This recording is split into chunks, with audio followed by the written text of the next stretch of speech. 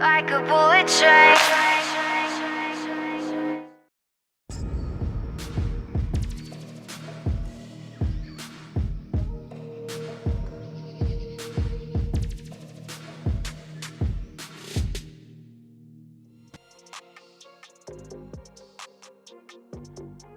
Всем привет, с вами Страйкбольная кухня, и это заключительная часть детального обзора новинки конца прошлого года пистолета-пулемета SR2M Veris от компании НПО АЕК.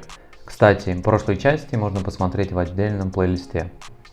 Надеюсь, опытные игроки видели дисклеймер в начале ролика, и вопросов о его длительности больше не будет. Все, что я хотел рассказать о внешке, я уже рассказал, поэтому настало время переходить к осмотру внутрянки. Видео будет долгое и нудное, поэтому заварите чайку или сразу переключайтесь на новый выпуск Comedy Club. Для того, чтобы добраться до гирбокса, нужно будет произвести полную разборку этого пистолета-пулемета, и с этим нам поможет подробная инструкция, которую нам заботливо положил производитель.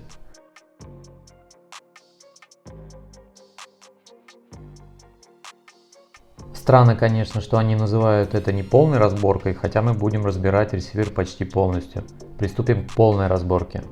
Как указано в инструкции, отсоединяем магазин, снимаем цевья и сразу переводим флажок предохранителя в положение огонь.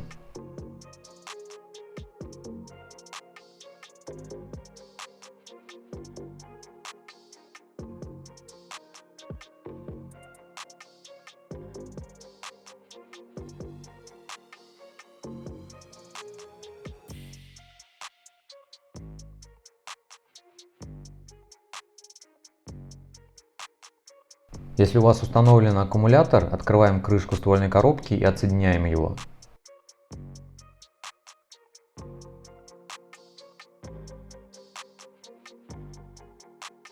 После всех этих подготовительных манипуляций выкручиваем 4 винта по бокам и один потайной винт сзади.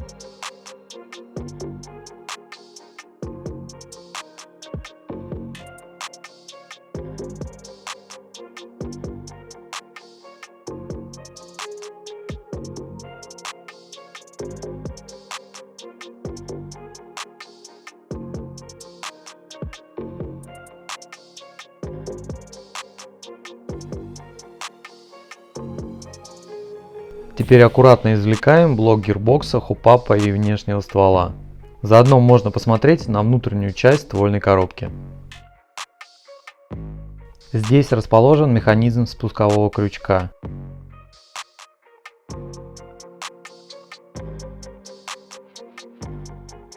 Эти два винта отвечают за фиксацию пистолетной рукоятки к ствольной коробке. А тут у нас механизм сброса магазинов.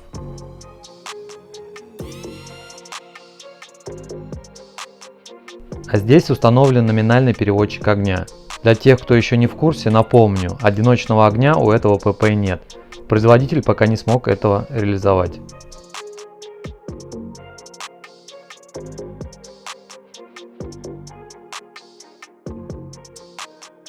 Ну а так выглядит фиксатор приклада с внутренней стороны.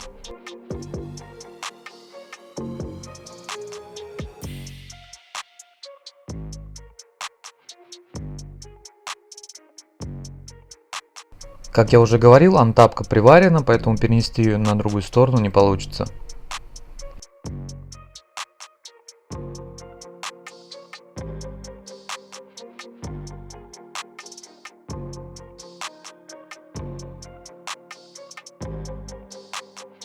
Продолжаем разборку и снимаем тягу предохранителя.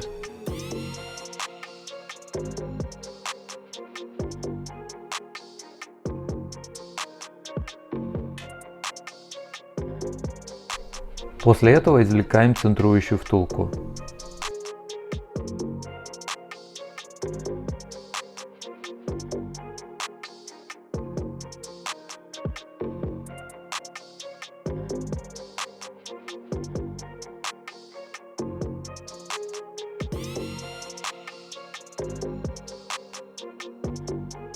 И, кстати, снизу можно увидеть микропереключатель, который НПО-АЕК ставит на свои привода.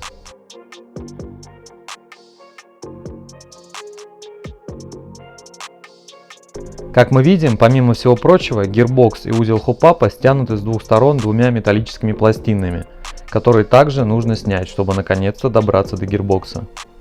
Для возможности дальнейшего отделения узла хопапа предварительно выкручиваем один винт слева и справа.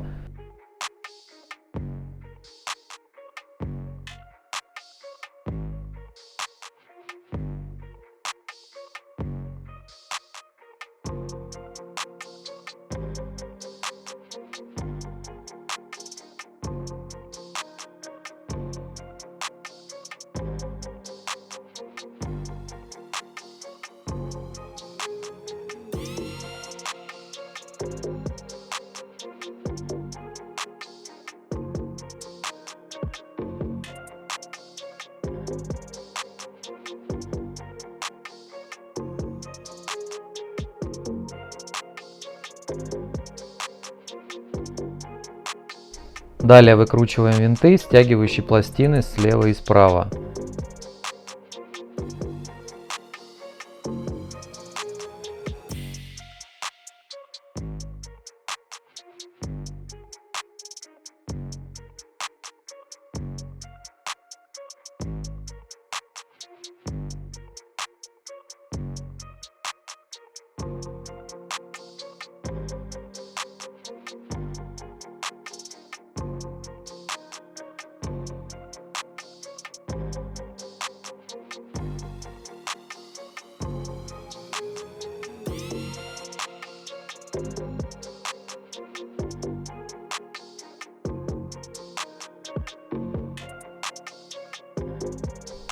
Аккуратно снимаем их с гирбокса.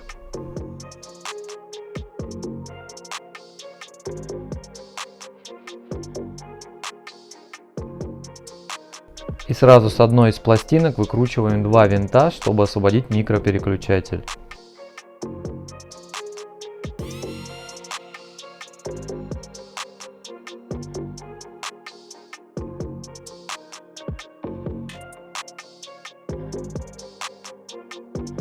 Аккуратнее с этой маленькой деталькой, не потеряйте ее.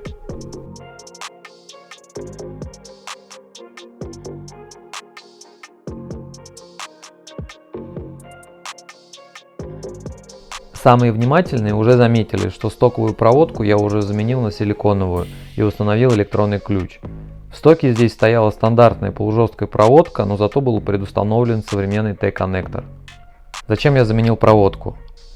Стоковая проводка позволяет использовать аккумуляторы напряжением только 7,4 вольта, а новая позволит повысить используемый вольтаж. А электронный ключ от ARM-UV защитит моторчик от выгорания при коротком замыкании, которое очень часто происходит у АИП гирбоксов при клине шестерен. Если проще, шестерни клинят, моторчик горит. Электронный ключ позволит справиться с этой проблемой и заодно позволит более тонко настроить скорострельность этого пистолета-пулемета. Продолжим разборку и аккуратно отсоединяем гирбокс от внешнего ствола и пока откладываем его в сторону. Давайте получше рассмотрим узел хопапа. Сам хопап стоит стандартный для АК серии, а вот его ложа выполнена на 3D принтере. Внутренний стволик здесь стоит улучшенный, производство компании НПО АЕК.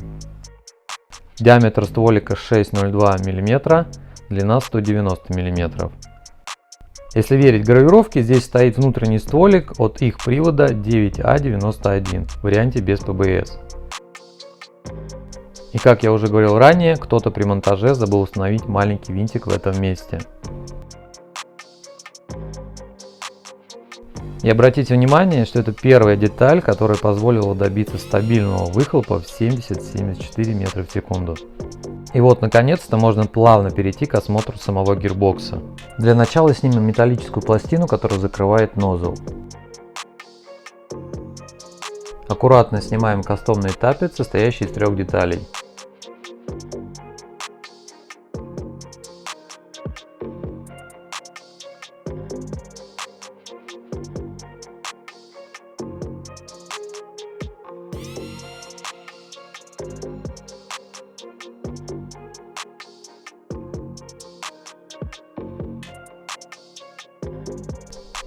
Первая деталь табель плейта выполнена из полимера и на 3D принтере. Вторая деталь металлическая, на которую намертво закреплен нозл. И сам нозл, предположительно производства компании ZC Leopard. И это вторая деталь, которая позволила поднять выхлопы этого ПП. Как вы уже поняли, это стандартный IP гирбокс от Семаглока, но с небольшими изменениями. Разбирать сам гирбокс я смысла не вижу, так как все и так видно. Цилиндр стоит стоковый, латунный. Кстати, еще я заметил отсутствие смазки на шестернях, странно, почему ее нет. Моторчик, шестерни и поршень также стандартные. Поршень, конечно, плохо видно, но поверьте мне на слово, он ужасен. Это стандартный белый пластиковый поршень. Ну и третья деталь, которая дала нам выхлоп 70 метров в секунду, это кастомная голова цилиндра. Предположительно, именно эти три детали в комплексе дали возможность поднять немного выхлоп этого ПП. Это, конечно, не 120 метров в секунду, но и не 60. Напомню, 70-74 метра в секунду. Резюмируя все вышесказанное, повторюсь, что здесь установлен стандартный IP гирбокс от Семаглока, но с небольшими модификациями от компании НПО AEG. Сборка привода происходит в обратном порядке. Вставляя блок гирбокса и хопапа в ствольную коробку, обратите внимание, чтобы тяга предохранителя на самом гирбоксе была в крайнем правом положении огонь, а сам флажок предохранителя на ствольной коробке был в нижнем крайнем положении огонь. Из плюсов можно выделить высокую ремонтопригодность привода и низкую стоимость запасных частей. Из минусов плохой поршень, не очень хорошие шестерни и отсутствие банальной смазки на них, а также не очень хорошая проводка. На этом все, теперь точно все. Вопрос по детальному разбору SR2M от компании НПО AEG можно наконец-то закрыть. Очень надеюсь, что этот детальный обзор будет вам полезен. Не забывайте подписаться на канал, поставить колокольчик и лайкнуть это видео. Хейтерам peace, всем остальным пока-пока.